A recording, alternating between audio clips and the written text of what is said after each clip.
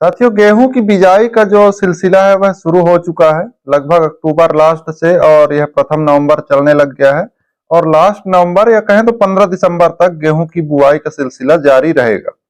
सही समय की बात करें तो नवंबर का पूरा महीना एक सही समय के रूप से माना जाता है गेहूं की बुआई के लिए। साथियों, इस वीडियो में हम चर्चा करने वाले हैं गेहूं की बुआई अब जो कर रहे हैं उन किसानों के लिए गेहूं की बुआई का जो सही तरीका होना चाहिए, या फिर तीन चार समस्याएं आती हैं।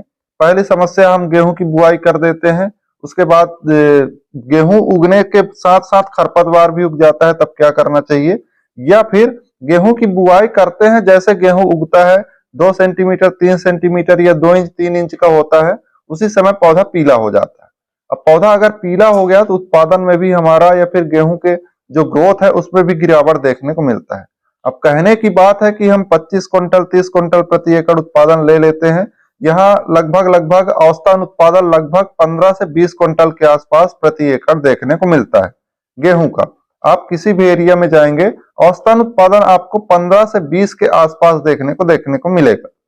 अब अगर आपको 25 के आसपास प्रति एकड़ उत्पादन लेना है तो कुछ चीजों को ध्यान में भी रखना होगा, क्योंकि गेहूं की बुआई अधिकतर इलाके में देखने को मिलता है कि धान की कटाई के बाद ही किया जाता है। अब धान की कटाई के बाद अधिकतर जगह में अब पूरी तरह से हार्वेस्टर से कटाई होती है। हार्वेस्टर में फसल अवशेष भी रहता है, देखने को मिलता है आपके खेत में। अब कई सारे लोग जला भी देते हैं तो हर जगह प्रॉपर जल भी नहीं पाता है, तो वह जब आप जुताई करेंगे तो पूरी तरह से खेत में मिलेगा। अब खेत में मिलेगा तो उसको सड़ना भी चाहिए, जाकि वह जा करके आपके पौधों को लाभ पहुंचाए।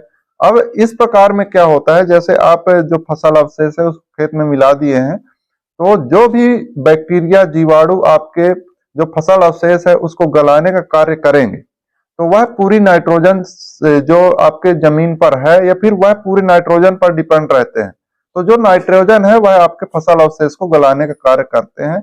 इसके कारण से आप जो बुआई करते हैं, जर्मिनेशन तो हो जाता है लेकिन आपका पौधा ग्रोथ नहीं ले पाता, सिर्फ फसल अवशेष के न गलने के कारण।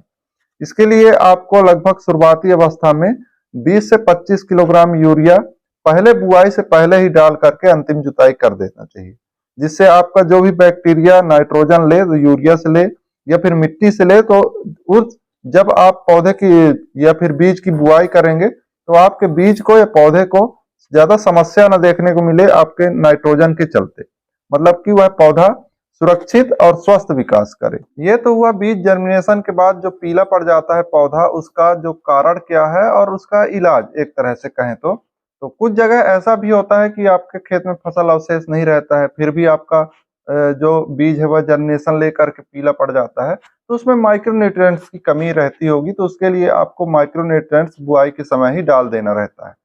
तो वह आपके जो पौधे को एक तरह से बढ़िया ग्रोथ दे करके जाता है, या फिर उस समय फिर जर्मिनेशन के बाद आपको स्प्रे करना पड़ेगा। तो यह 2-3 चीजें हो गई। बुआई की क्या है, इस समय गहराई का भी ध्यान रखना पड़ता है और दूरी को भी ध्यान में रखना पड़ता है, एक बेहतर उत्पादन के लिए, बेहतर पौधे के विकास के लिए। तो अगर आप लाइन से लाइन की बुआई कर रहे हैं तो प्रॉपर आपकी दूरी होनी चाहिए और बीज की गहराई प्रॉपर होनी चाहिए, जिससे न तो ज्यादा गहरा हो तो उगने की समस्या देखने को मिले, या फिर न तो ज्यादा उथला हो तो नमी का आपको समस्या देखने को न मिले, मतलब पर्याप्त गहराई पर हो, नमी भी बराबर हो और जर्मिनेशन भी बढ़िया से ले। इसके बाद आपका जो आता है वह खाद। खाद आप संतुलित मात्रा में प्रयोग करें, ना तो अधिक खाद का प्रयोग करें ना तो कम खाद का प्रयोग करें। अधिक खाद का प्रयोग करेंगे एक्सेस होगा, आपका भूमि भी बर्बाद होगा और आपका खर्चा भी ज्यादा लगेगा। कम खाद का प्रयोग करेंगे तो आपको उत्पादन पर गिरावट देखने को मिलेगा। और खाद सही समय पर सही खाद का उपयोग करना चाहिए, मतलब कि जो शुरुआती अवस्था है आपको नाइट्रोजन के रूप में यूरिया देना ही है, आपको फास्फोरस के रूप में आपको डीएपी देना है, पोटेशियम के रूप में पोटास देना है। तो नाइट्रोजन के लिए आपको यूरिया लगभग बुआई के समय 15 से 20 किलोग्राम प्रति एकड़, और वही अगर आप डीएपी डालना चाहें तो लगभग 40 से 45 किलोग्राम या एक बोरी प्रति एकड़ लग जाता है। अगर यहाँ एसएसपी आप डालें तो बहुत ही अच्छा शानदार रिजल्ट देखने को मिलेगा। एसएसपी में आपको लगभग जस्ट डबल डालना पड़ता है, मतलब अगर आप एक बोरी डीएपी डाल रहे हैं तो उसी जगह पर आप 2 बोरी एसएसपी डाल सकते हैं। एसएसपी में 2 फायदे और रहते हैं, सल्फर भी रहता है, कैल्शियम भी रहता है, तो एक प्रॉपर विकास होता है आपके पौधे का। अगर आप चाहें तो सल्फर का शुरुआती अवस्था पर ही उपयोग करें, 80% वाला भी आता है मार्केट में, 4 से 5 किलोग्राम प्रति एकड़ आप डाल रहे हैं, बहुत ही शानदार रिजल्ट आपको देखने को मिल सकता है, सल्फर अगर आप डालेंगे तब। और इस समय एक चीज और ध्यान रखें, अगर आप डीएपी डाल रहे हैं तो सल्फेट रूप में जो भी खादें हैं उसका आप अवॉइड करें, सल्फेट रूप की खाद ना डालें, जैसे जिंक सल्फेट हो गया, मैग्नीशियम सल्फेट, फेरस सल्फेट, ये सब आप बाद में डाल सकते हैं। बुआई के तुरंत बाद आप एक काम और कर सकते हैं, वह है खरपतवार को नष्ट करने के लिए जो उगने वाले हैं उसके लिए कौन सा दवाई डालें। 3-4 दवाइयां आती हैं, 3 मुख्य है जो प्रसिद्ध हैं और जो कार्य करती हैं, वह एक तो है पायरॉक्सासल्फ्यूरान, दूसरा है आपका मेट्रिब्यूजिन और तीसरा है आपका पेंडामिथलिन। तो अभी जो चल रहा है वो पहले नंबर का है, पायरॉक्सोसल्फ्यूरान जो है वह बढ़िया रिजल्ट है उसका भी, और मतलब कार्य अच्छा करता है, खरपतवार को कंट्रोल अच्छा करके रखता है। तो उसका जो मात्रा है लगभग 60 से 70 ml प्रति 200 लीटर पानी पर आपको मिलाना है। वैसे तो 150 170 लीटर, लेकिन 200 लीटर पानी पर आपको मिला करके 1 एकड़ पर बढ़िया उल्टे पांव छिड़काव करते हुए चले आए। तो यह कार्य करना है आपको बुआई के 2 दिन के अंदर अंदर, तो आपको बहुत ही शानदार रिजल्ट देखने को मिलेगा। बुआई आपको मैंने पहले ही बताया पलेवा करना है बुआई, जिससे आपका अंकुरण बढ़िया हो। और पहला सिंचाई आपको बहुत ही डिपेंड करता है आपके उत्पादन को लेकर के। तो पहला सिंचाई आपको लगभग 18 से लेकर के 21 दिन के अंदर अंदर कर देना है।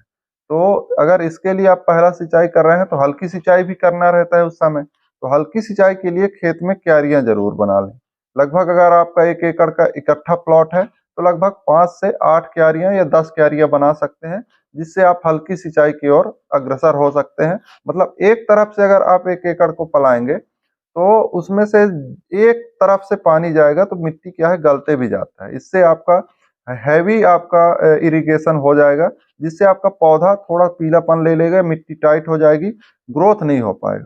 तो आप अगर क्यारियां बना लेंगे तो इस क्यारी का अगर पानी हो चुका दूसरे क्यारी में, तीसरे क्यारी में, इस प्रकार से हल्की सिंचाई भी हो जाएगी, आपका पौधा भी अच्छा ग्रोथ करेगा।